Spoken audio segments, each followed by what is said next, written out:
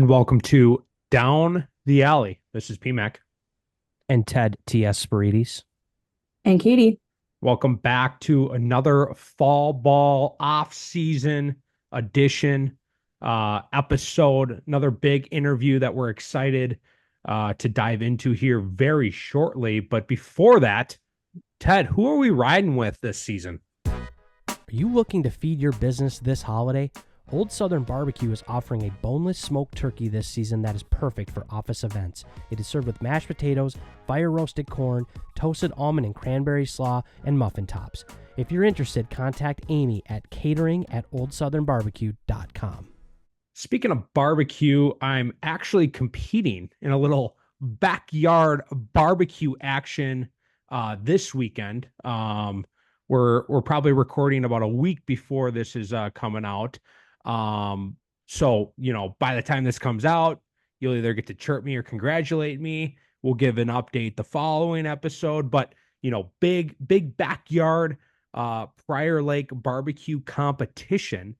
And I was hoping to use and show off all my old Southern barbecue rubs, sauces, and all that good stuff, but I'm unfortunately not going to be able to due to the rules of this competition. I unfortunately will have to make my own rub, my own sauce, and really whip up a PMAX version of what Old Southern would deliver to the people. And you best believe I'm going to be reaching out to the big man, asking for tips, seeing what Old Southern would do in a backyard competition. So I'm not trying to jump the gun on anything and, discount your backyard barbecue, but the three of us have already discussed Thanksgiving and the muffin tops have come up that we might be putting an order of muffin tops in for the PMAX hosted giant Thanksgiving. And yeah, no, for sure. I can't stop thinking about those muffin tops. How yum would those be with like turkey dinner? They'll be there. The wheels are turning a little bit. I know this isn't a food podcast, but what if you made a cornbread stuffing with ground Oh up my gosh. corn muffins from Now there we are. I think that's the ticket. So there's a lot I think that could be. So okay, hold on. lethal. So hold on. So Ted, let me get this straight. We're gonna make a stuffing with Old Southern barbecues, the tops, the muffin tops. Yeah, so there's like cornbread stuffing or stuffing. Well, I mean, you can either make your own cornbread and do the stuffing, or you could just buy the muffin tops. Yeah, this is gonna be cut them up. Make that. And some may call it dressing. We call it stuffing. Yeah, if it goes in the turkey, it's a stuffing. If it's not, it's a dressing. Correct? Yeah, but I've never heard it called a dressing. I've known it stuffing inside the turkey or outside the turkey. That is the proper terminology, but I think Minnesotans, maybe it's a Minnesotan thing that we just call it. I agree with you, PMAC. I just call whether it's inside or outside, it's stuffing. That is the dish to me. But I think technically, a traditional stuffing is put inside the bird and it cooks inside of there, and then you take it out and that's the side, which is allowed. Definitely also allowed. Dressing, I know, as that maybe that goes on the salad. Maybe that the gravy, maybe a dressing. But again, I'm calling gravy. I don't know. Maybe some people know the proper terms and that sounds really good though. Either way, cornbread tops on the side or in a stuffing. Yeah, we're already talking about it because I have this weird feeling it's going to start to become its own little barbecue showdown. I don't know. Remember, like we hosted here and we gave an award for the best side. Oh, you did? Yeah, the Golden Gobbler. Kathy still has it because we haven't done it. We haven't done it since or hosted since, and there was COVID, and there was. Yeah, well, they're going to be in town, so maybe can we get that? Golden Gobbler lives on. It's a little gold turkey that we got on Amazon for like $1 or yeah, $2. Maybe we'll do that. I think that needs to make a comeback here. Rules are there are no rules. You're right. It's the holidays. Speaking of showdowns, before our guest gets on, we had the DTA Fall Classic this past weekend. Thank you to a couple of our friendly competitors around the Metro, Minnesota Athletic Club, North Star Lacrosse Club, Twin Cities Select, Titan Lacrosse Club, all came out and participated in the DTA Fall Classic. There were some wins, there were some losses, there were some ties. Weather was perfect. It was a little hot, a little hotter on Saturday, a little cooler on Sunday. Overall, really good event. Your thoughts on the DTA Fall Classic? Yeah, no, really, really good event. It was good, kind of seeing some of the other coaches around the state that, maybe aren't from, our neck of the woods per se. We've been doing, a little bit of our own fall ball over at 36 and, working on our thing, but it's always good to compete against someone in a different colored jersey. And yeah, reconnecting with some of the, other coaches around the state, seeing them again. Haven't seen them in at least a few months, if not longer. So I think this year, we took a nice step forward, getting youth involved. We had various age groups, various levels, things like that. So, really, really excited about the momentum of this event. And I think next year, I think we're going to make a couple more tweaks. And I think next year is going to be better than ever. Thanks to Rosemount High School Girls Lax for huge shout out. Yeah. Huge shout out. And to their volunteers. Yeah, and their volunteers. Thanks for everyone for coming out. Next year we're having concessions, so put it on your calendar, but it really is a fun day. Well, coming out of the Zoom guest room, we've got a huge guest, a guest that we've kind of had earmarked for really since the end of last season. Head coach of the Benilde-St. Margaret's boys lacrosse team, coming off a state championship run. Coach G, welcome to Down the Alley. Thanks for having me, guys. Really appreciate it. I follow and listen, and honored to be here as a guest. Yeah, thanks for coming on. I just want to congratulate you on your state championship. It's not easy to do, especially at a program like yours where the expectations are high. We over the years past have invited the championship staffs to come on and share kind of their story of the year, because I think every year is different and every team is different in their championship journey. So thank you for coming on and talking with us tonight. Absolutely. Like I said, the honor's mine. Before we kind of talk about last season, want to kind of introduce you to the fans. Even somebody who's competed against you for years now, I don't know you super well. So we'd just love to, introduce you to our fans, get to know you a little bit more, doing some research on you a little bit. It looked like you were an absolute dog back in the high school when you were a player. I think you're like kind of one group before me, before I graduated. So I don't think we would ever cross paths as players, but, you committed D1, kind of during a time where, not a lot of players were going D1. So you were kind of one of the first waves. And, from there, I became a coach, obviously a director, and now a head coach. So, would love to kind of just do a quick intro and learn more about you. What I miss, what I hit on, Yeah. What was I completely off on? I don't think you were completely off on anything. I don't know if I was quite the dog that you had that reaction with in high school, but I held my own. Nowadays, I don't know if I would have cracked the starting lineup at a school like Benilde. But for the time, it was great. Was a Totino Grace grad, grew up on the northeast side of town, graduated in 2010, played midfield, ended up going to Quinnipiac University, playing there for one season, and then transferred back home to University of St. Thomas. Finished out there, won a couple national championships, met my now wife. She's a fellow Tommy as well. And kind of the rest is history. I tried the corporate life for about a year, a little under, and then right back to lacrosse. I moved to Wisconsin, ran the True Wisconsin program from 2016 to 2019. Came back home and we got married.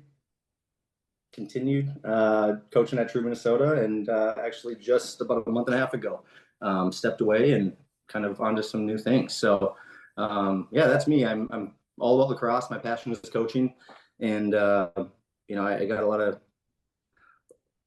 of harsh words or choice words from some of my fellow Eagle alumni when they saw I was joining the Red Knights. So 2010 state final game was against the Red Knights versus Totino Grace, and they had our number. So can't beat them, join them.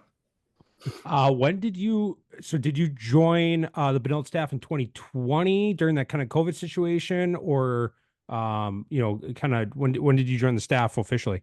So officially is a loose term there. I obviously Rob Horn and I good friends. We go very far back. When I was telling him I was moving back to the Twin Cities, he asked if I wanted to come help out with any Benilde stuff, and I didn't have the capacity to really commit to much, so I helped out with the face-off group. At that time it was Jack Budnewski, Drew Nylander, some of the cream of the crop for face-off guys. So I jumped on that. Was there when I could be, and then I think each year from there I just picked up a little bit more. And then I remember when Rob kind of broke the news to us as a staff that he was going to be stepping down, kind of asked, like, do you have any interest? And I said, absolutely. So I'm grateful. I'm happy to be here. And like I said, I love coaching. My passion is coaching and trying to help others, especially, younger student athletes, reach their highest potential, reach their best selves, and empower them to do so. So, like I said, grateful to be at BSM, and looking forward to hopefully running it back. Yeah, no, excited to do, a deeper dive into the program and your time there. Kind of first topic is frogs. Not sure if back in the day Knights had a infatuation with frogs or where that came from, but no, all jokes aside, would love to hear frogs, and is that a new thing? Was that a new thing for 2024, or is that kind of a program wide thing, kind of longer term? So that is, first off, great questions. To my knowledge, there's no ties to frogs with BSM. Frogs, as all my guys will attest to, I am a big acronym guy. So frogs is an acronym I came up with, kind of our program ethos. This past season, it was a work in progress, but introduced it this past season. And I guess I started with an overall thought, kind of our mission, our vision with that. And then came up with our principles. So frogs is an acronym, kind of our core principles for our program, or our program ethos. I guess I'll start with a couple lessons from the frogs, and I'll ease into it, and then I'll start telling you what it means. So there's 3 frogs on the log. One decides to jump. How many frogs are on the log? 2. Most people would say that. But there's a big difference between deciding to do something and doing it, taking the action. Right. So we need to make sure that we're not just thinking about things, not just making decisions, but taking action in everything we do. Right. So that's first lesson on the frogs. A couple stories on the frogs. I'll just do a quick version of one. There was this older woman, generations of collecting things in her home with her kids, and was having a yard sale. And at that yard sale, all the little trinkets, her son was a huge Kermit the Frog fan. So tons of little Kermit the Frogs, and then just kind of weird, odd number of frog trinkets. This woman, about 80 years old, comes, shows up in her car, walks up and sees this table of frogs, figurines, all the sort, and just beams, smiling. I'll take all of these frogs. The lady with the yard sale looks at her like, what do you possibly want all these frogs for? And she said, in her community where she's from, frogs are a good omen. Right? Frogs can only jump forward, right? They can't jump straight up. They can't jump backwards. They can't jump sideways. They only can jump forward. So it's a good omen to remind yourself, keep moving forward. That being said, frogs. Forward, F. Just kind of what I said, right? Keep moving forward, right? Know what you're doing, stick to it. Don't back down, never quit, all those things, right? R, response, right? Big thing that we focus on is our response over our reaction. Right? In life, everything, right, typically gets a reaction, right? But what's more important is that response that we have, rather than focusing on how we are reacting in any situation. The O is one, right? Specifically for us, one family, one team, right? One goal. one. Good for G. Good is our one-word focus. So adversity strikes, good. Let's keep working, right? You don't like that call that the ref made? Good, right? You don't like that slash that the defender had? Good, right? Deal with it. Keep going. Last one, S, selflessness, right? Speaks for itself. Everything you do, make sure you're being selfless and doing things for your brothers, for your teammates. So that's frogs. That's kind of our program ethos. And like I said, I'm a big acronym guy. That took some time to come up with, but it kind of, I think, hits on the big points that I believe is important to have in our program. And, you know, last year, the 2024 group, it was awesome. They bought into it. We introduced it preseason, right as right after tryouts finished up, before we kind of started with big practice stuff. You know, and by midway through, we had not only our seniors and our leaders, you know, following these things and preaching these things, but we had the younger guys doing the same. So it helps when they buy in, but that was frogs and the story behind it. And like, not even kidding right now, when I was growing up, maybe my dad like heard the like parable or the proverb or something too, but that was like a code that he and I had, like specifically with, I grew up playing a lot of hockey, and it was like a green frog. And it's like the best way I can kind of describe what he always told me was that stupid game one might play in college where you have to take the little like green man off your cup.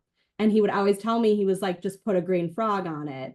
And like, I have green Beanie Babies. I have a green frog on a bracelet. Like, I mean, you name it. So I think that that's a really good one to kind of, that it will for sure stick with them, because it stuck with me. So if it's like, you're instilling just like something silly like that of like, you know, a picture. I mean, it's not silly. It's a great acronym. But that's so crazy that I'm like, well, it's a little silly. That's really familiar. It's for sure silly, but thank you. But like, it sticks out. And like the fact that you said the younger guys now are already, you know, taking it on and they don't think it's silly. Like, that's culture, and that's what you're building. So that's super cool. That's what we're working on. Yeah, absolutely. And kind of go back to your first question was, you know, how's it been taken over?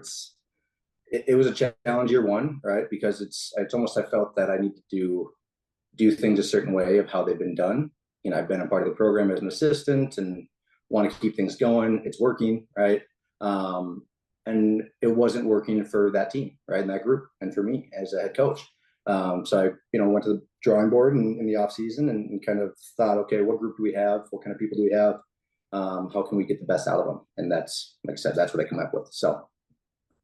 Yeah, leaning in on, you know, the adjustments you made year two, you know, whatever it might be. Obviously, last season, pretty much start to finish was a pretty clean season for you guys. Kind of reflecting on that, any key factors or moments, you know, that kind of contributed to that success, you know, that led to that championship run? There's no way I can put one key moment on it, to be honest with you. Try to keep it brief. First thing I would say, briefly mentioned it, spring trip right after tryouts, took the varsity team out to Colorado, didn't scrimmage anyone, literally did team focused on Red Knights, did like 2-3 day practice, you know, like practice and train. And it was. Are you just trying to get in the high altitude, change the blood cell counts? You know, is that the secret sauce? You got to do that in spring break, just get in the high altitudes? Or is there more to it? There's got to be more to it. Did you see some of the pictures from Evergreen, Colorado? It's absolutely beautiful there. That's why. Look at those views when you're on a field. Yeah, I don't care what the reason is. I'm there. And Colorado's so nice in the summer, spring, summer. Yeah, so we did that, and that I think was a huge difference maker in the 24 season. You know, just the fact that we were together, you know, Thursday night we went to the airport and we're together until Sunday when we got home midday. We did on-field stuff. We did the classroom, more of like the workshop and introducing our program ethos, and kind of did some exercises to kind of, again, get a different version or vision into these kids' brains. Hey, when you're performing your best, what does that look like to you, right? Hey, when you're struggling, what does that look like to you, right? I guess a little bit of awareness, right? That's what we're trying to go for at the beginning. And then I think the next, I guess, turning point or big moment, I would say, is how we responded from the loss at Jefferson. that was a good fought battle, but I know that those guys in the red night uniforms were disappointed in what they put out there that night, right? And I think, what was it, 2 days later, we came back and hosted Edina at home, and I'd say that was one of our better games all season. And then I'd say the final tipping point, third quarter state title game, pouring rain. That was kind of the big moment for me. Yeah, no, I want to touch a little bit on that, because you guys are obviously a top program. You schedule well, but in a lot of teams' eyes, you're the big bad evil monster, right? But that comes because of the success. So like it's a respect thing, but it's you know that everybody's, whether they think they can win or not, they're coming into the BSM game saying like, this is my chance to show, this is our chance to show who we are. You're the benchmark for most programs, for all programs. How I do know a few of the kids on your team, and I know they're competitors and they come in and expect to win, and that's who they are. But collectively, how do you prepare your team to know like everybody's out to get the Red Knights, and to continue to play at that high level every game? I think it's you look into a standard, right? And you practice and you harp and you preach that standard and you stick to it, right? And it's not just about talking to it, but just a peek in some of our things of our standard, right? Obviously, we talked about frogs and the ethos, but we talk about red standard, right? And I love my acronyms: relentless effort and determination, right? So that red standard, you always play with that, to that red standard. Another level, I guess you would think, is elite stick work, right? Like if you're going to be on the field as a Red Knight, you need to have elite stick work. If not, we're going to find someone else on this field or on this sideline that will, right? So you got to give the credit to the players and these student athletes, because they're the ones putting in the work to have that stick work level, right? It's not us doing magic drills first week of the season to get this skill level like it is. It's them all off season. It's them when we're not around. It's them before or after practice, hitting the wall and doing that. They can never be good enough at stick work, right? But again, it's setting that standard and withholding and maintaining that standard. And I think, again, one of the things I like to think about is like culture and standards, for example, is like it can be coach fed a little bit, but it needs to switch into player led, right? Like it can't be coach led and coach fed. Like, no, like we can give them the tools, but at the end of the day, they need to take that ownership. Are you interested in it or are you invested in it? So again, I got all these little phrases in my mind that you can kind of put on those things and those thoughts, but it's the concept of, this is how we do things. And if you want to be a part of this and you want to reach those goals that you have, well, this is how you do it. You can't just snap your fingers and put on a red helmet and think that it's going to work, right? So I digress, but that's kind of where I'm at with it. Did you obviously nobody likes to lose, and especially a conference game, but do you feel like that game against Jefferson came at the right time? And was that a huge piece of that run last year? Yes, absolutely. So, I remember one of the things I said to the team after that Jefferson loss is, in life, right, athletics, everything, there's winners and there's learners, right? Like, I don't believe that those guys are losers because they lost that game. The outcome was we lost, right? But leaning into that learning aspect of it. Okay, well, what happened? Right? Well, let's make sure that doesn't happen again, right? What do we need to do differently? Okay, let's make sure we do that differently, right? Was it defensively? Was it offensively? Was it in between the lines with clearing and riding? But it's again, that awareness and kind of trusting in what you harp on every single day, trusting in those ethos. So that way, when lack of a better term, shit hits the fan, good, right? And that's what the G for the frogs is for, good. It's Jocko Willink, right? I remember I played that video for the team and they got so fired up. I did too, right? I watched that video. If you haven't ever seen it, look it up. Good, Jocko Willink on YouTube. But yeah, it's again, it's that was the focal point. I knew that if I could get this across to the coaching staff, to the players, to the managers, the whole board, I believe that the rest was going to kind of fall into place, right? Because we had the skill last year, we had the leadership with our senior captains, with our junior, class. All the pieces were kind of there. It just, again, they're high school student athletes. If it happens or not is always up in the air, right? And so that's what we're trying to do at BSM is prepare these players and these student athletes for those moments when things don't go super smooth and don't go your way, right? Because again, how do you respond in those moments? That's what matters. For sure. I love that. And like your whole kind of like week in Colorado kind of sounds like, and kind of just like your philosophies of the 5 minutes we've talked to you. Like it's a lot like what Coach Heather implements at Prior Lake. And it's easy, like PMAC said, like to be like, this is really great. And we're such a team when we're winning. But for us, it was like we lost 2 section final games in 2 years. And it was like, how do we come back from that? I feel like that, that those games can be really crucial.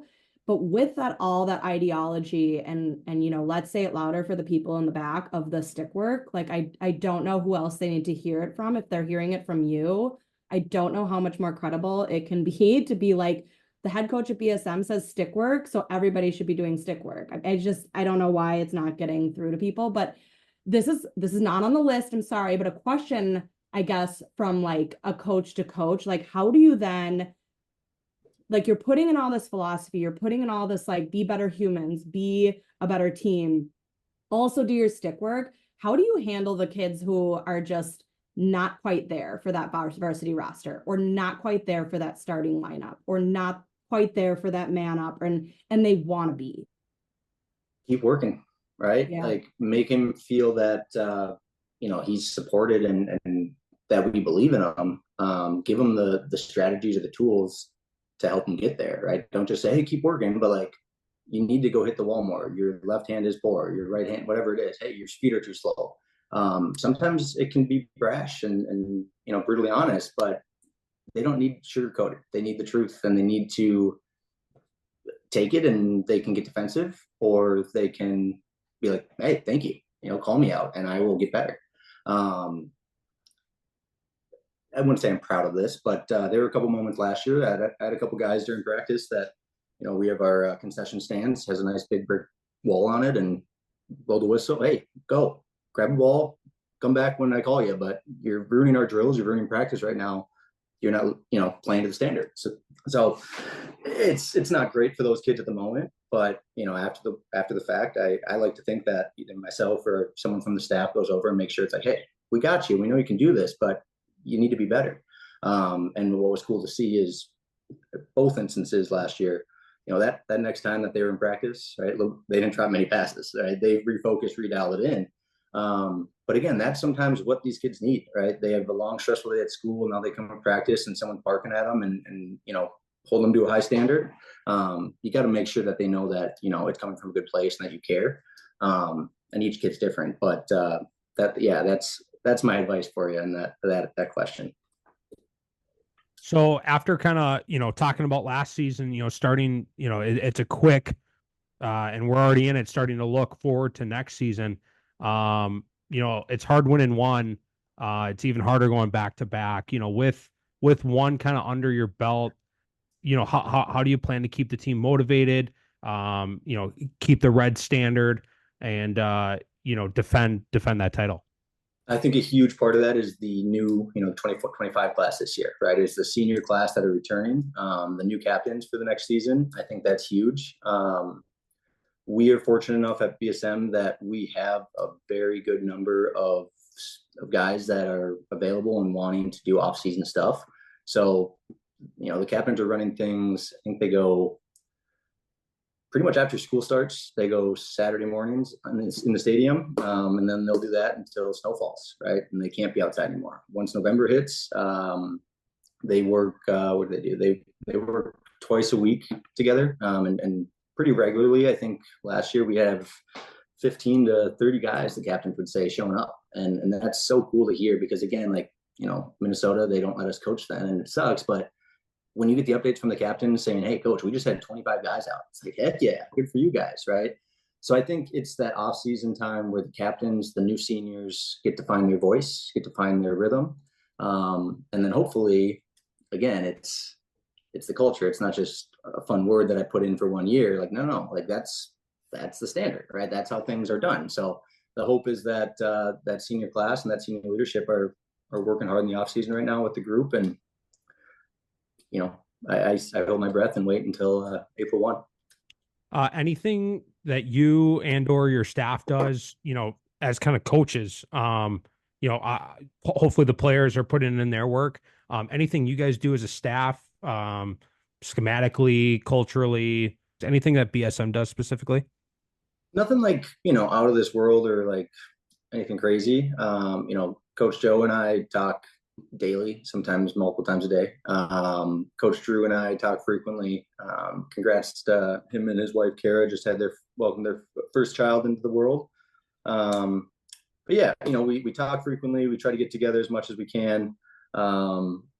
It's a lot of, I'd say, personal development and growth. And then we bring it together and kind of piece it together. Be like, hey, I came up with this. What are you guys' thoughts? Hey, I came up with this. What are you guys' thoughts? Hey, I have this new defense in. Hey, I have this new offense. What do you think? So like I said, nothing too crazy, nothing out of this world, but obviously you got to keep up with it and, keep those relationships tight.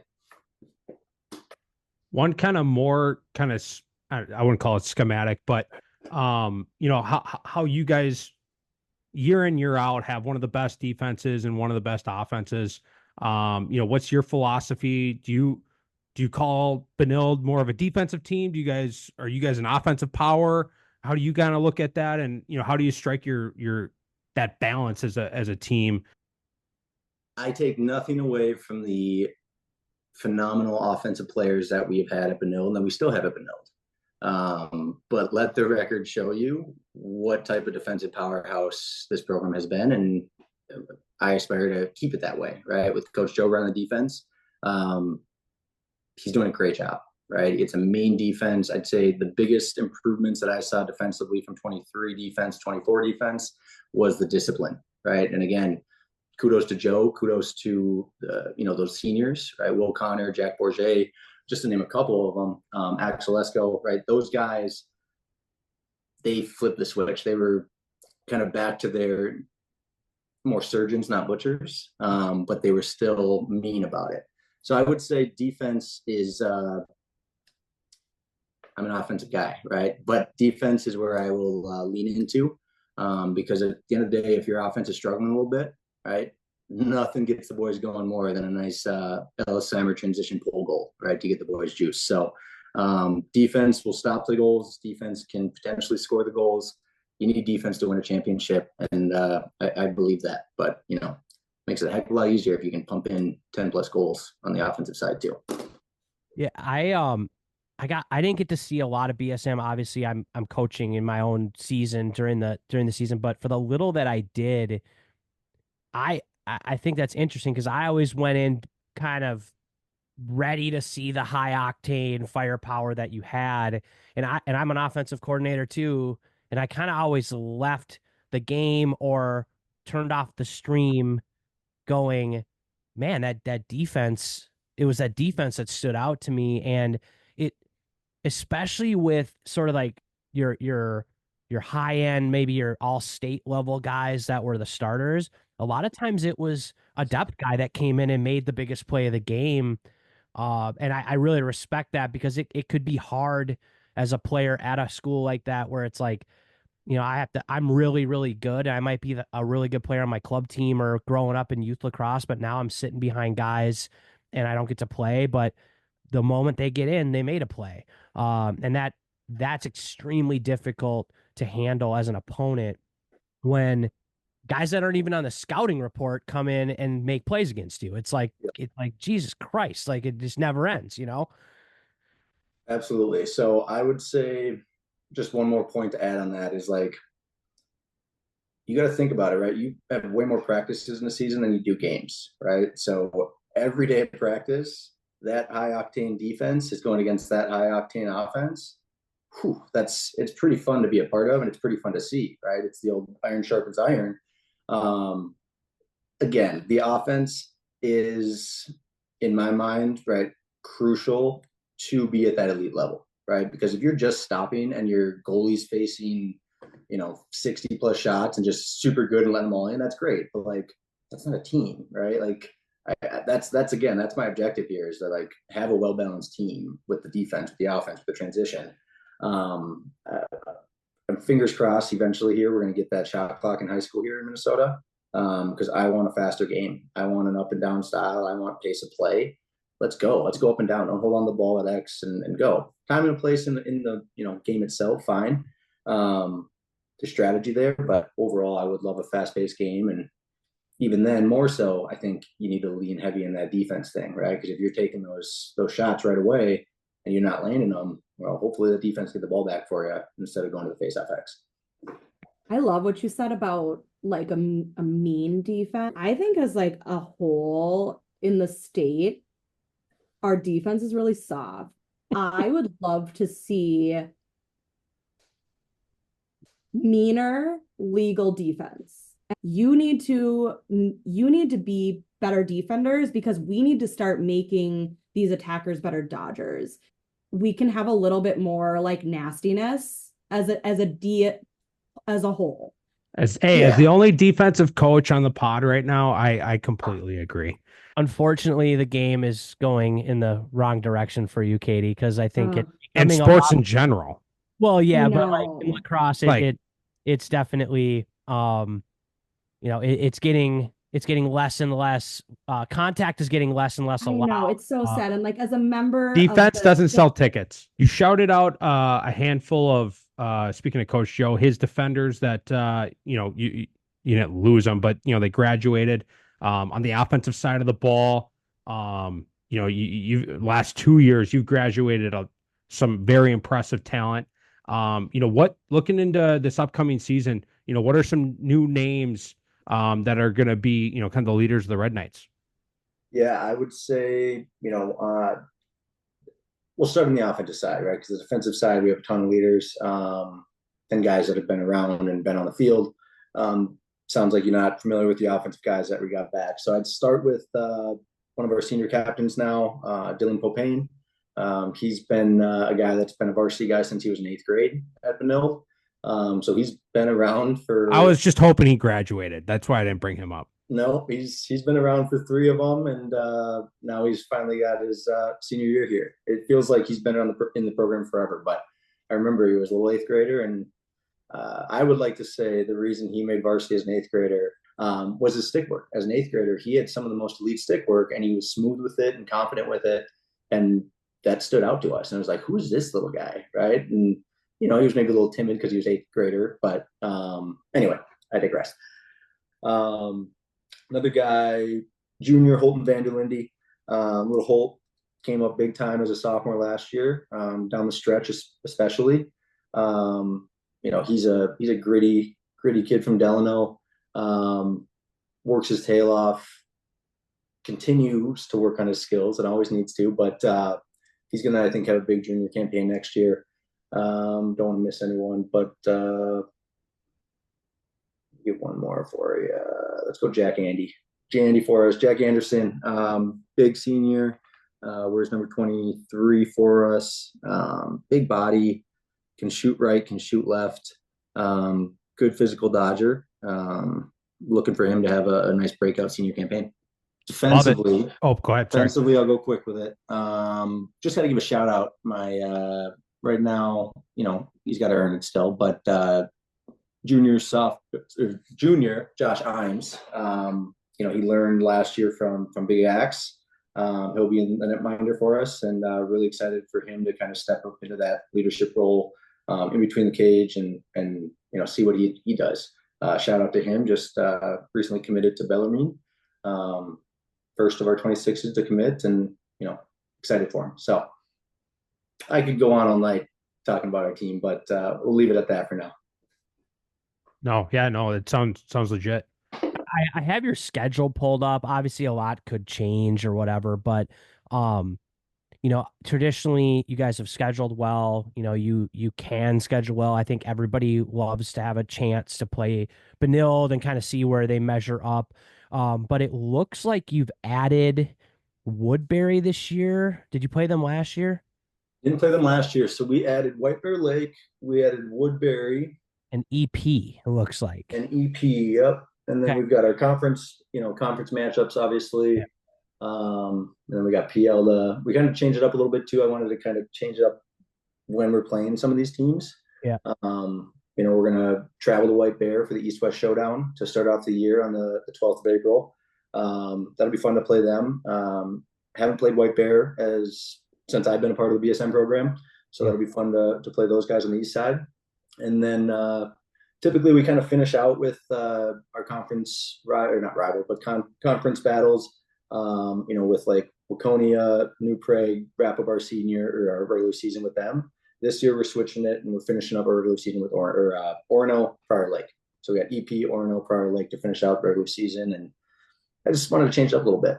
That final stretch will be fun. We got Stillwater actually before that too. So Stillwater, EP, Orono, Prior Lake. That Eden Prairie Benilde game, that could be a 2-1 game. I hope not. I hope not. That's two really good defenses playing. Obviously, you hope that you get to your 9-10 as an offense. Yeah. But as an outsider looking at that game, if you're a fan of defense, Katie, you may want to go to that game. There's a lot of dudes. Is it at EP or is it at Benilde? It's at Benilde. That's a game. I can't do the buzzer. Yeah, that's a game full of dudes on the field that will be. I think that will be a fun one to watch. But just want to kind of touch on that schedule. I think there's some really fun, interesting games for you guys coming up this year.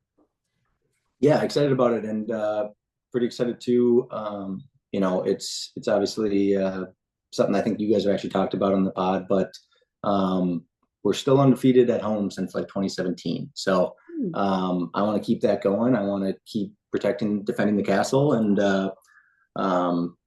that being said, I'm not shying away from home games, right? We have 1, 2, 3, 4, 5, 6, 7 home games next year, right? So come to the castle and we're going to try to defend it. That's the plan. Are you going to go to Colorado? No, we're going to take, I think, a year off of big travel spring trip. We are lucky enough to have our BSM spring break fall on the first week of the season, like many other programs have had. Welcome to the dark side. That'll be fun. So Coach Anna and I both agreed on kind of doing our tryouts, same format where we're going to have tryouts for our programs on Thursday, Friday, and dive into it, kind of giving families a little bit, hey, if you're traveling, go for it. But be back by Thursday because that's when tryouts are starting. And if you want to be a part of this, you got to be here. So at what point do you get a brick at your stadium? A personalized brick?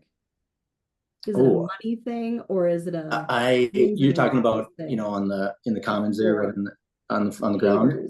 I think, the pavers, I think those are donors. I believe those are donations, maybe just some legends. I'm not entirely sure if that is the case. If it's also legends, then I have a couple more that I need to refer to them, have them make. But Judy Koski, legend. If you don't know her, Judy is everything for our program, our school. She drives the bus for us. She works in the athletic activities department, and she's been there forever. And she's the sweetest lady. So I had to give her a shout out. As a listener, our kind of last question that we like to dive into. What is your alley? For those who are maybe new listeners, this could be something that you're, passionate about, today, this week, this month. Maybe it's a long-term thing. It can be on the field, off the field. You can kind of take it any direction you want. What is your alley? Mental performance matters. You look at any professional sports team, you look at any Division I, college football team, they have sports psychologists, they have mental performance coaches on their staff. Take time in it, coaches. Put time and energy into the mental side of the game. They need it, right? It's a tough world these kids are growing up in, with cell phones, with social media, all of it. We have the ability and the vessel of coaching lacrosse to help these kids prepare for the next stage in their lives. So the last thing I got, performance pathway. It's a set of intentional beliefs that drives behavior. So here we go. Leadership drives culture, which drives behavior, which produces results. So the performance pathway. There's my alley. That's what it is. Love it. I know that, the G in frogs, good, Jocko Willink. Um, are you a fan or have you made your team read Extreme Ownership? I read it every day. It's one of my daily reads, one chapter a day. See It is a it right there on my bookshelf. yeah, Yep. yep. It's a life changer for sure. Another one, Mental Game. Shout out Brian Kane. Mental Game of Lacrosse. There you go. Bill Amplo also was a co-writer on that one, but just breaks it down. And again, looking back at it all, as we started with, right? I played multiple sports in high school. Was always growing up playing sports. No one ever taught me how to handle adversity in sports, right? But it's such a good tool to learn those skills, amongst other skills. But I just want to empower others to be their better selves, and if I can help in any way, shape, or form in that, then great, so be it. If not, then that's okay too. Coach, we appreciate your time. Thank you for coming down the alley, sharing your story, giving us a behind the scenes look into the Benilde-St. Margaret's lacrosse program. And, good luck to you, the rest of this off season as you prepare for next season. Obviously we'll run into each other at some point, and, it's always fun to play the Red Knights. Awesome. Well, thanks so much for having me on. I appreciate it. All three of you guys. And one final thought is, if you want your kind of final recap of the 2024 Red Knights, a Knight's Quest on YouTube. I think it's a linked in our Insta bio, but Brennan, videographer for our team last year, did such a fantastic job of documenting and kind of, writing that story. And we presented that final video at our banquet, and man, the emotions were running with the families. They loved it. So is he like a pro or a student? Because I know a lot he's of he's a recent White Bear Lake grad. Yeah, he did such a great job. I don't want to shout him out too much because we want to have him back next year or this year. But if you have needs, take a look at Brennan. He does great work. Awesome. Thank you. Thanks, guys. Have a good one. And thank you to Coach G for coming down the alley, head coach of the Red Knights. 2 years in, going on year 3. He had huge shoes to fill. And he's done it like impeccably. Like, he's done a great job. I as a younger coach myself, he's kind of just a couple years older than me. I've got a lot of respect for what he's doing. Just tip of the cap to him. Are you looking to feed your business this holiday? Old Southern Barbecue is offering a boneless smoked turkey this season that is perfect for office events. It is served with mashed potatoes, fire roasted corn, toasted almond and cranberry slaw, and muffin tops. If you're interested, contact Amy at catering@oldsouthernbarbecue.com. All right, DTA Nation, kind of part 2 of this episode. We just finished our interview with Coach G, but excited to have the captains on from Benilde-St. Margaret's. I'm going to let each of them introduce themselves. We can kind of bring it around the horn here. Dylan, you want to go first? Sure. I'm Dylan Popehn. I've been on the team for 5 years now. I live in Andover, Minnesota. It's quite the commute to Benilde, but lacrosse season's always the best part of my school year, and that's why I'm there. So, my name's Nick Coppo. I've been on the team since freshman year. I'm gonna be a senior next year. I live in Minneapolis, Minnesota, and grew up playing Minneapolis Association lacrosse. Live about 2 minutes from BSM, so opposite of Dylan. Got the quick commute, get up a little later, but yeah, I'm excited to be here. I'm Raphael Johnson-Nixon. I've been in the program for 5 years. Grew up playing Minneapolis lacrosse with Nick. Actually, we go way back, but live about 10 minutes away, so about closer for me. Excited to be here. Right on. Are you guys all offensive players? I know at least one of you is. How about the other? Who's leading which kind of position group for the squad? I'm the only one that's gonna be playing offense this year. So, well, I guess we can throw Raph in there if he wants to Ooh, wait. pump his tires a little bit. But I'm on the way. I'm on the way. I'm floating in between both groups. Yeah, and then I'm a close defenseman, so I got the D with Raph a little bit. Right on, right on. So yeah, cool. Would love to, kind of do you guys started it kind of your experience, kind of growing up as a player. How did each of you get started in the game? Quick background on that and what's it been like at Benilde as lacrosse players last few years. It sounds like each of you have been there. yeah, I can get us started. So I came eighth grade year. I came for lacrosse. It was when Rob had the throne of the whole deal.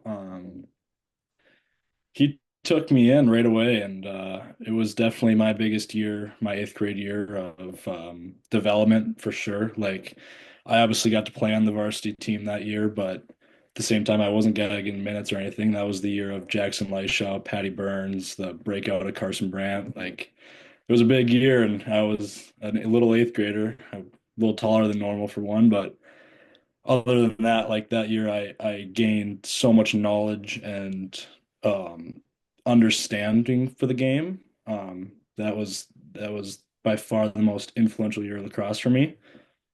Growing up, I just played Andover Association lacrosse. I started in second grade. I was a huge hockey player growing up, so that was definitely the correlation for me and all my friends kind of slowly getting into it. I started taking it seriously as I started playing club more often, and then yeah, it just it grew every single year until I made that decision to go to Benilde, and that's where everything kicked off that eighth grade year.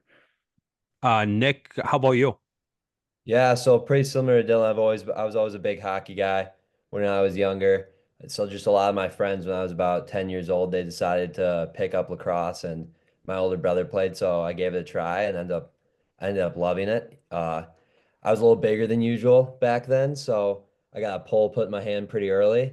So a little more average size now, but it worked out. And then just coming, I live right by Benilde, so it was definitely the best of both worlds. I got to go to a great school and the great lacrosse program, and it was right by my house, so it was awesome. And I came in freshman year, and the seniors they would drive me to and from practice. Sam Peichel, he was a big influence on me as a freshman. Just gave me so much knowledge of the game and just how to be a smarter lacrosse player, and then just being able to see like the alumni come back from like Seamus Foley come back and all those different guys. You just learn so much about the game and a different way to look at it and how to play it, and just having that like almost alumni network of guys coming back all the time and always being involved. It was just a blessing. It's really helped me kind of develop over the years coming from Minneapolis up to BSM now. And maybe our two-way player, still trying to figure out what position he's in or where he's going to be. How about you? Yeah, I got you. So I'm different from Dylan and Nick. I switched over to playing lacrosse when I got bored of baseball in about, I want to say fourth or fifth grade, but started playing box. But then switched over to field with Nick. Played a lot for Minneapolis there, had a lot of fun. And then me and my twin brother came to BSM in eighth grade. We just heard it was the best place to play high school lacrosse under two of the best coaches I've ever had. So that was a lot of fun. I played JV in eighth grade, got a lot of development there, a lot of playing time, and then started playing varsity uh, our freshman year. Started off as an LSM, but then I've switched to D mid for my sophomore and junior season. And now I'm working towards the offensive side of the field as a senior. So it's been a lot of fun, had a lot of success, and been around some of the best players in Minnesota history. So it's been a really good experience. Very cool, very cool. Yeah, you guys have all like dropped, some classic names who have, gone on and played at the next level. What are you guys' each of your plans and for the players that are looking up to you now, and maybe younger players that are going to listen to this podcast, what's a one or two pieces of advice that you have for them? So future plans for me, I'm gonna be going to Marquette next fall to play lacrosse, obviously, and then you know, for me, I guess looking at sitting here as a senior now, looking back at like what I would say was the biggest part of how I grew is a lot of these players growing up these days.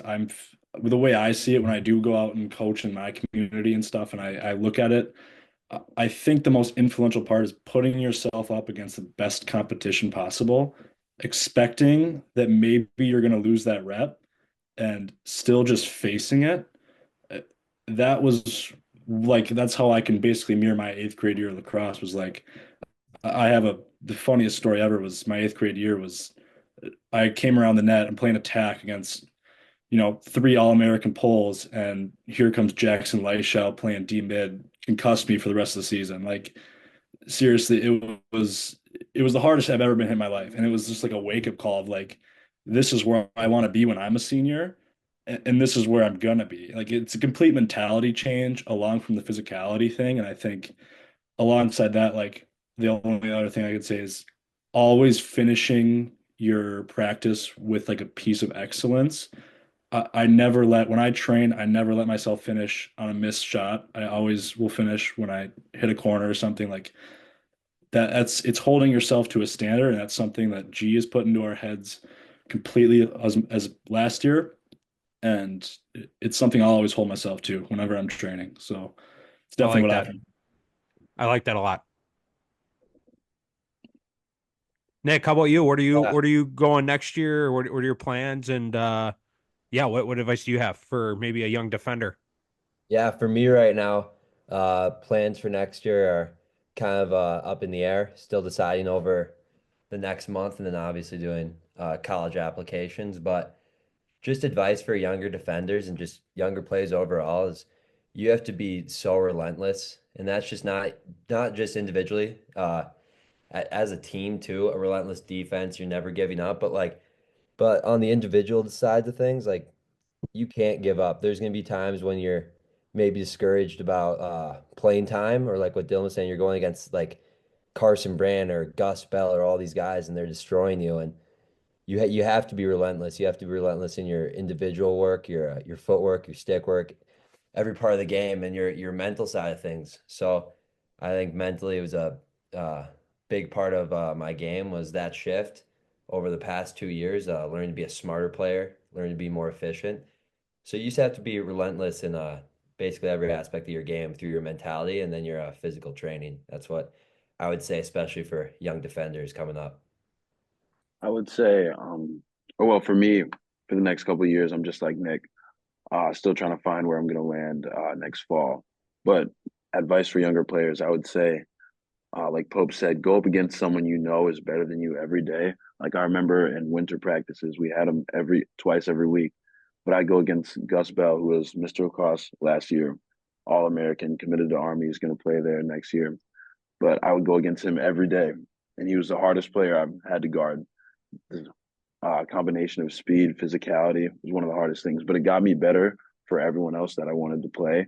So I'd say that, and then be versatile. Like I've played 3 different positions now for BSM. So always be versatile and don't close your mind to anything, and always be up for a challenge. That's what I would say. Love it. Love it. A few kind of topics of your guys' last season. Coach G, told us, and we kind of got a breakdown, but we'd love to, Coach has kind of his side. Would love to hear the player side and the player experience, kind of through, kind of some themes, some things that went on last season. And a big one, it kind of sounded like it kicked off, the big year for you guys was the Colorado trip. Yeah, the truth is about Benilde lacrosse is that the things like that, like what people don't see on paper and see in the scores, is that we're all best friends. Like I look at Nick, I look at Raph, I look at all the seniors across the board, and these kids coming up that I'm meeting for the first time and stuff. Like these guys are some of my best friends in my life, and I spend every single day with them at school, and then come springtime I'm going to spend every single after school practice with them. Like these are my best friends, and I think trips like that mirror why stuff like that happens. We went out there and yeah, we played a ton of lacrosse, but like the difference is we sat in that meeting room for multiple hours, and we just had fun, and we learned, and we talked, and like there's something about a team that is best friends with each other that is completely different from a team that's just a bunch full of skill. And I think that was a complete difference maker in our team last year. Like I wouldn't say it was the most skilled team we've ever had, but I'd say from the 5 years I've been here, that was the closest knit group I've ever been a part of, for sure. Yeah, kind of going off that, like we were always together just through the good and the bad, and it just brought us so close to each other. One of our pretty popular acronyms last year being frogs, the O in that standing for one family. It was just so true. I've going off what Dylan said, I've never been part of a team where I could look at every single guy. I knew something about all of them. I've hung out with them outside of practice and just like had so much chemistry on and off the field where it's like you didn't even have to think about like certain plays with them. You were talking and it was just it's just super easy to get along with everyone, and the culture we had was just like unmatched for any team I've ever been a part of. Yeah, I'd go off what they said and along with what they said. Um, Off the field, it was great, but on the field too, it really defined our goal for the season. And the competition we had in those drills and those hours of playing lacrosse really reminded everyone of why we were there and what this group had been brought together to do. And I think those crucial practices at the start of the season set us off at this point. We weren't at our peak where we needed to be, but we were already high up there and everyone was focused on the same thing. That was a really good way to start the season off. Yeah, I was hoping you guys would kind of bring it up naturally, and you guys did, frogs. I see that on you guys' social media. Coach G, talked a lot about it in his interview. Yeah, I guess kind of tell us more from the player perspective about frogs. Well, I was actually, I'd say for me, my team kind of joke thing was the good part of it.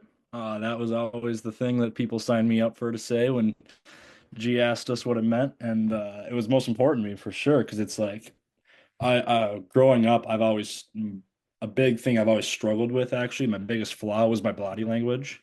Every time something bad happened to me, I was head down. I actually wrote my college essay about it, to be honest with you, and that hearing that and the speech he gave us about the whole what it meant to me, it was like it was eye-opening for me, obviously, and it was like uh, what I've came to think about it was that the way I think about things now is I am better than the bad things that happen to me, and everything that had bad happens to me, I can be better than that in some sort of way. And the truth is about frogs is I've applied all those terms and the meanings to them to all different aspects of my life. And that season in general and how it's going to be moving forward, like the things I'm learning now have just really catapulted my life in general and how I carry myself and how I carry myself in the field. And like it's just it's truly great. There's nothing bad to say about it. Yeah, it's frogs frogs means everything to BSM lacrosse. It may seem just like a you see at first it looks like maybe a silly word on our sleeve of our sweatshirt, but it really defines BSM lacrosse. Like the F meaning forward, that's so pivotal. We look forward. We may have had made mistakes. We may have lost a game, but the goal was always looking forward, and that just defined BSM lacrosse. Nothing in the past was going to define us, win or loss. It was what we were in that moment, the family we had right now, and the chemistry we were going to carry on to the future. Yeah, I agree with what they said. And to touch on the last letter of the acronym, the S stands for selflessness. And for all of us, that's just putting your body on the line for one another. I know every player on that team and every player now would take a check for their brother, would eat a big hit. I know Dylan Parker last year was out for a couple of games with a lot of injuries. He took a lot of hits coming through the crease. And I know he'd do it all again just so we could win those games. And that part of the acronym is really branded with us and stays with us. And it's always something we remember. Love it. Love it. And coming out of that trip, obviously by the scoreboard and the results, you guys were rolling. You guys were set up for success. And um, I would imagine all of these things that you did in Colorado, frogs, the whole vibe was challenged after that Jefferson game. We talked to Coach G. You guys addressed it head on. What was it like in the locker room? With the boys. What did the leadership group do? What did you guys do to really rebound and not look back? The truth about, I mean, the leadership was amazing. Like I said, I mean, these guys, the difference between me and other teams I've been on, like I saw these guys as more than just my captain. Like these, I can talk to these guys on a friendship level, and I can tell them how I actually feel about things. And I felt everyone in the locker room that found their place throughout the season at some point got that feeling that like you have a say in things, and you can be influential if you don't have a C on your jersey. And like I think the leaders last year, like the way they propelled our group is obviously we lost that game against Jefferson. Like that was a huge turning point in our season for us because it was like we realized for the first time, like there goes our ego. We can sit here and tell everybody like, we're that team, but Jefferson they won a game and they won it fair and clear, and we're not gonna argue about it. But like we had a standard, and like that was what shot us in the foot for the first time ever. And like we can't tell you enough, and G can tell you too, like we came back and that next practice there was a different energy on that field, and there was no smiles. Like we had our heads down and we were going to compete, and we were going to make sure that from there on out there wasn't going to be a question. No one's going to be asking. Yeah, what did the defensive side of the ball do? Benilde letting up 9 goals, that doesn't happen often. Nick, what do you guys do on the defensive side to set that tone right off that next practice? Yeah, 9 is a lot for us. We do have that standard, like Dylan was saying. Next practice, we came into it. Coach Joe Bear, he fired us all up. We went over just our basics again. All the guys are dialed in on what they need to know. They know the slides. They know how to play one-on-one defense. They know what their matchup is going to be. But we really came in and we focused on that like relentless effort, that physicality on ball, playing with your team, playing team ball. We just really emphasized playing team ball, playing as one, and we just really locked in the fundamentals. That's all it was because we know all of our defensemen can play their one-on-one matchups. We just had to lock in that team side of the ball and make sure our communication was right and stay relentless throughout the entire game. Never give up on the play. Never give up on the game. Yeah, to add on to that, I think we definitely came to that practice with a different sense. Like we weren't sad about the loss, but it definitely humbled us. And we all felt and brought a different type of energy into that practice where like we're not here to laugh and joke about anything. We're here for business. Like we can have fun and stuff off the sideline, but we're on the field, we're there to work. And that's what we all brought to that practice. Like the offense beat up on the defense beat up on the offense. And it reminded everyone that we still can be beaten if we don't do our job. So we had to stick to doing what we all needed to do. And that's one thing we just kept in mind. Love that. Love that. And kind of fast forwarding to, kind of the state tournament. That's a special, experience. Not everyone gets to go every year. And every tournament's different. Every tournament has a different vibe. This year is at a different, location than it's been in the last few years. What was that experience like? I know it's a place that you guys are used to going to, but for those who weren't, what is that experience like? It's second to none. I mean, you look at there's nothing better than having a microscope on, to me personally, there's nothing better than having a microscope on you and walking around knowing that you are the team to beat. Just knowing that like people are looking at you and they want to beat you. They want to see the flaws in you. And that's what the state tournament to me is every single year is like we take that so seriously and business wise. Like it's not. We've started to look at it more as an expectation. There's really nothing to beat it, and like this is why kids growing up should play this sport because it's growing every single year and it's going to continue to grow. And I can't wait after I go to college, watch it grow in Minnesota, and it's going to be awesome. Yeah, it's surreal. It's probably my favorite lacrosse I've ever been able to play. It's just amazing. This was actually the first year where I've actually been on the field for it, and even before that, just being around the team, the atmosphere, it's awesome. The guys are hyped up, everyone's having a great time, and it's just awesome. And this year on the field, there's nothing that could have taken me off of it. The rain, if I got injured, nothing. It was probably the best one of my favorite sport experiences ever. Winning that state championship felt like we had really earned something, especially in the rain. That was pretty sweet. It was definitely fought through it. We played a early Chaska game during the year, and it was raining just like that. So I guess we kind of prepared for it, but it was just amazing. Just like Dylan says, growing the game, it feels like it gets bigger and bigger every year, and it's just the best time. Now kind of looking ahead. Now you guys are the leaders of the program. What do you guys do in the off season to prepare? Any tweaks or any things that you guys are doing differently? And how's the squad looking for next year? I think for me, I'm obviously focused a little bit more on the development of the offensive players compared to the defensive players, where Nick and Raph kind of got that whole held down. But I think like in my sense, this winter when we practice 2 days a week in the winter, and we're going to be practicing over in a dome in Eden Prairie. It's a beautiful facility. They do a great job hosting us. Um, Two things that definitely will focus on offensively is getting in the gym.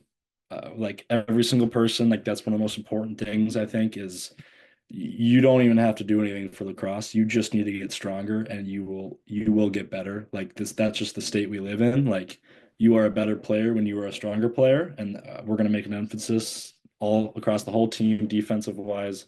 Me and the captains have already talked about it. That's going to be a huge emphasis for us. And then alongside of that for offense, like toughness, like there's obviously an underlying elephant in the room that we lost a lot of talent in offense last year. The big names have filtered out and done their own thing. They're off to college now, and people are gonna have to step up this year, and that's just the truth. And like to me, the difference between winning a state championship and being that second place team is just your toughness mentally and physically. Like if you're dropping balls in these fall league games we're playing and stuff, like the truth is I'm going to be in your face about it. And I might not be your best friend in that moment, but I'm telling you because I want you to be better. And then when June 17th comes up, like I want to win that game and I want you to make that play. And I want the best for that person because he's on my team. And I think that right now that's what we're going to focus on in the off season is getting that mental toughness and like hearing my voice, hearing me in your face, like I'm gonna be there, and I think it's gonna be the same defensive wise because they got a good thing going there too for sure. Yeah, definitely defensively, just like Dylan, we gotta be in guys' faces. That's what the older guys did for us, and it like in the moment, maybe it sucks a little bit, but it is the best thing they could have done for us. And luckily, defensively this year, we get to do two more training sessions. We're gonna really focus on speed and communication. So going into the next year, obviously, we're all getting in the gym, like Dylan says, but defensively, we're getting the young guys. We're getting their feet fast, and we're really locking down communication. A couple of older guys like Bourget and Will Connor and Riley Murphy, those guys are gone. They were big leaders on the defense vocally, and we need new guys to step up. We need six leaders defensively. Everyone on the field needs to be a leader when we're playing defense, and that's just really something we're going to be focusing on when we get these extra sessions, and it's going to be awesome. We got a great core of defensemen coming back, and it's looking good. Love it. Love it. I don't know if you guys listen or not, but we kind of end every interview with what is your alley? Yeah, I would love to hear, each of your alleys. Um, For me, I got two things. Right now, I'm actually trying to figure out some cooking skills. Yeah, that's gonna be one because I'm kind of getting nervous for college because I don't know if I have the funds to be eating out every single night. But Yeah, that's gonna be a situation that you're gonna have to prepare for. But no, that's yeah, good. so What are you trying to stir up back there? I've been dabbling into the egg market a little bit, figuring out how to cook eggs in different ways. I think that's a good place to start. I think that's Yeah, a good place to start. the Yeah. pastas have obviously been going a little bit, and yeah, and then I guess another. I'm focusing on heel. I just got my wisdom teeth out. Actually, this is just my. So that's basically why I'm starting all this is because I need to figure out stuff I can eat. So yeah, that's where I'm going. Yeah, my alley just recently started picking up the guitar, some musical stuff. So we've just been learning some songs, some simple stuff. Got some country music going. So it's been good so far. It's been fun. It's a nice hobby, just a little break.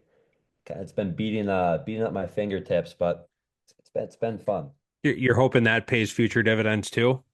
Yeah, I'm really hoping. I'm looking for a career in music in the future, maybe. So maybe a little side hustle in college for the extra funds, like Dylan was saying.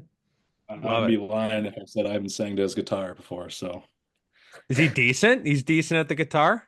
I'm we decent. can get a little Zach Bryan course going between the two of us. All right. All right. Dynamic Yeah. duo. Love it. Love it. Well, hey, boys, it was nice meeting you guys. Thanks for giving us, your time and pulling the curtain back for the fans and showing us what it's like to be a player at BSM. I know a lot of our fans will be pumped to, hear about the stories, and hear about, what it's like from the player's perspective. For sure. Yeah, we really appreciate you having us on. Yeah, thank you a lot. Hey, good luck next season. And yeah, we'll see you soon.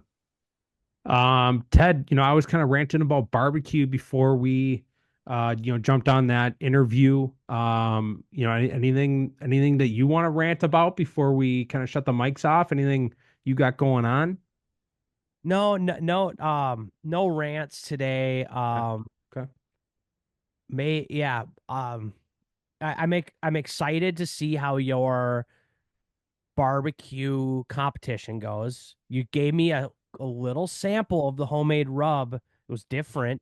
It was unique. It was good. Okay. I'm excited. I mean, maybe you've made some tweaks since last night. Nope. We made a sauce. That'll be you make your own sauce. I know, like It's so, just like, tough. I've never made my own rub or own sauce. So like, this is a full investment into the whole process. Like, so I love that aspect of cooking and barbecue, like to make my own sauce, to like go through all the whole scratch, right? yeah. Do you like that aspect? Or are you more like into the I want to just take not the easy route, but like I like to buy the stuff I like and put more effort into the actual cooking process? So I will say this had the last couple of nights of us kind of prepping for this. Katie's been a lot of help. It has been a lot of fun. How